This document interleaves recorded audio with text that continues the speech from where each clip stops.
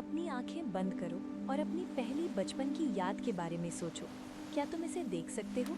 रंग, चेहरे, शायद तुमने क्या पहना था। यहाँ एक परेशान करने वाली सच्चाई है, वो याद झूठी है। मेटाफोरिकली झूठी नहीं, थोड़ी गलत नहीं। मेरा मतलब है कि तुम्हारे दिमाग ने इसे गढ़ा, इसे एडिट किया और तुम्हें विश्वास दिलाया कि ये सच है। और जितना ज्यादा तुम इसे याद करते हो, उतना ज्यादा ये झूठी होती जाती है। पॉज।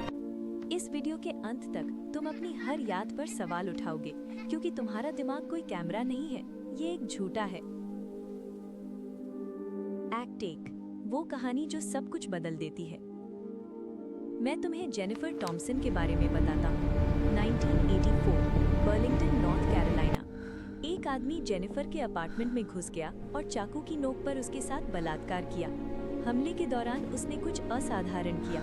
उसने उस आदमी का चेहरा ध्यान से देखा, हर डिटेल, हर फीचर।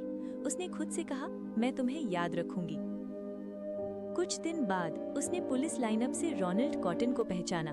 उसे पूरा यकीन था, मुझे तुरंत पता चल गया, उसने कहा। उसकी याद क्रिस्टल क्लियर थी, लगभग फोटोग्राफिक। रोनाल्ड कॉटन को उम्र कैद की सजा सुनाई गई। पॉज। 11 साल बाद डीएनए सबूत ने साबित किया कि रोनाल्ड कॉटन निर्दोष था। असली हमलावर बॉबी पूल नाम का एक आदमी था, जो दिखने में समान था, लेकिन वो आदमी नहीं था जिसे जेनिफर ने पहचाना। जब जेनिफर ने आखिरकार बॉबी पूल को देखा, उसने उसे नहीं पहचाना।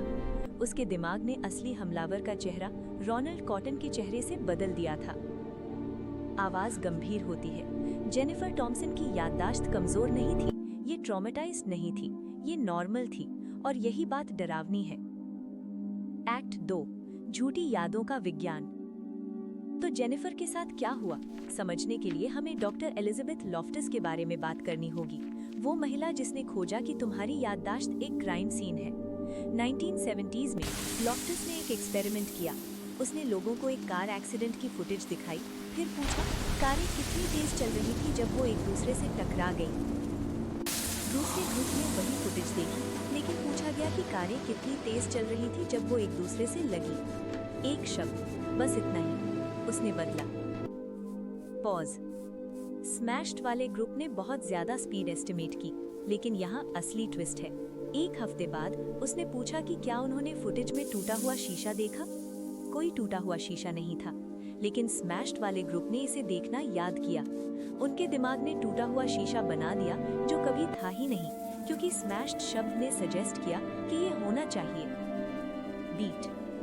लॉफ्टस और आगे गई। उसने लोगों को यकीन दिलाया कि वो बचपन में एक मॉल में खो गए थे, एक इवेंट जो कभी हुआ ही नहीं। उसने डिज्नीलैंड में बग्स बनी से मिलने की यादें इम्प्लांट की, जो इम्पॉसिबल है, क्योंकि बग्स बनी वार्नर ब्रदर्स का कैरेक्टर है। और लोगों ने इसे जीवंत रूप से याद किया। उन्होंने हक का वर्णन किया, कॉस्ट्यूम का, फीलिंग का, सब झूठा। तुम्हारा दिमाग रियलिटी को रिकॉर्ड नहीं करता, ये उसे रिकंस्ट्रक्ट करता है, हर एक बार।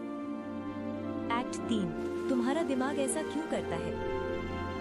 यहाँ वास्तव में तुम्हारी खोपड़ी के अंदर क्या हो रहा है।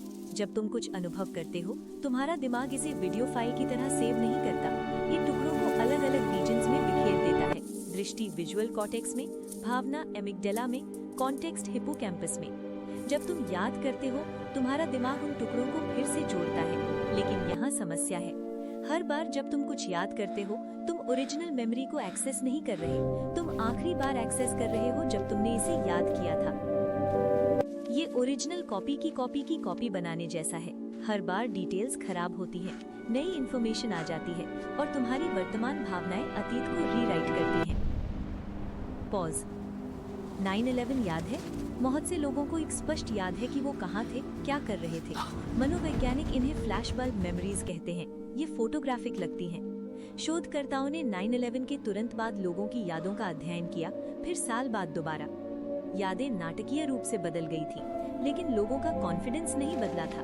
उन्होंने कसम खाई कि उनकी वर्तमान याद सही है, तब भी जब उन्हें उनका ओरिजिनल अकाउंट दिखाया गया। तुम्हारा दिमाग एक्यूरेसी से ज्यादा कॉन्फिडेंस को प्राथमिकता देता है। और यहाँ सबसे डार्क पार्ट है, तुम्हारी सबसे कीमती यादें, तुम्हारा पहला किस, तुम्हारी ग्रेजुएशन, वो दिन जब तुम्हारा बच्चा पैदा हुआ, इन्हें इतनी बार एडिट किया गया है कि ये शायद फैक्ट से ज्यादा फिक्शन है। एक्ट 4, मैंडेला इफेक्ट और सामूहिक झूठ। लेकिन ये और अजीब हो जाता है। कभी कभी लाखों लोग एक ही झूठी याद शेयर करते हैं। तुमने मैंडेला इफेक्ट के बारे में सुना है? मैं तुम्हें टेस्ट करता हूँ। मोनोपोली मैन, क्या उसके पास मोनिकल है? ज्यादातर लोग हाँ कहते हैं। उसके पास नहीं है, कभी नहीं था। लूक, क्या तुम मेरे पिता हो? क्या डार्थ वेडर ने ये कहा था? नहीं। असली लाइन है, नहीं, मैं तुम्हारा पिता हूँ। क्यूरियस जॉर्ज, क्या उसकी पूंछ है? उसकी नहीं है, उसकी कभी नहीं थी। बीट। लाखों लोग एक ही डिटेल्स को गलत कैसे याद कर सकते हैं? क्योंकि तुम्हारा दिमाग तुमसे झूठ नहीं बोलता, ये एफिशिएंटली झूठ बोलता है। ये गैप्स को उससे भरता है जो पैटर्न्स और एक्सपेक्टेशंस के आधार पर होना चाहिए। अमीर बूढ़े लोगों के पास मोनिकल होने चाहिए, बंदरों की पूंछ होनी चाहिए, फेमस मूवी कोट्स कैरेक्टर के नाम से शुरू होने चाहिए।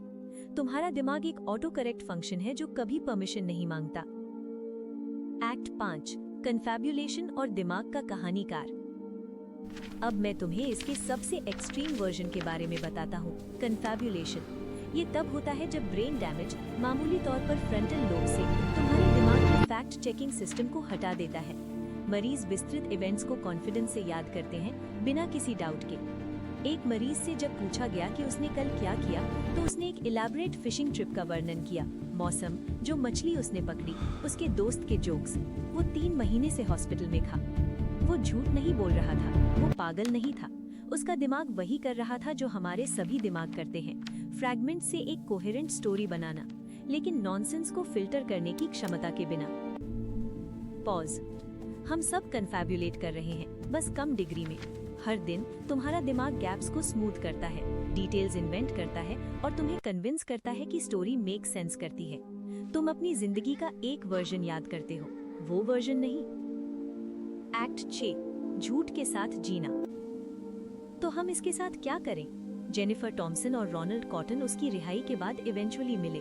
उसने आंसुओं से माफी मांगी, उसने उसे माफ कर दिया। वो दोस्त बन गए और क्रिमिनल जस्टिस रिफॉर्म के एडवोकेट्स बने। क्योंकि जेनिफर की मेमोरी फेल नहीं हुई, इसने एग्जैक्टली वही किया जो मेमोरी करती है। इसने अडेप्ट किया, इसने गैप्स भरे, इसने सर्टेनिटी बनाई जहां कोई नहीं थी। पॉज। तुम्हारी मेमोरी सच को प्रिजर्व करने के लिए डिजाइन नहीं की गई। ये तुम्हें सर्वाइव करने में मदद करने के लिए, मीनिंग क्रिएट करने के लिए, एक कोहेरेंट सेल्फ बनाने के लिए डिजाइन की गई। तो हाँ, तुम्हारा दिमाग तुमसे झूठ बोलता है, लेकिन शायद वो झूठ ही तुम्हें इंसान बनाते हैं। अगली बार जब तुम कुछ स्पष्ट रूप से याद करो, तो खुद से पूछो, क्या मैं वो याद कर रहा हूँ जो हुआ था, या मैं उस आखिरी बार याद कर रहा हूँ जब मैंने इसे याद किया था? क्योंकि जवाब तुम्हें परेशान कर सकता है।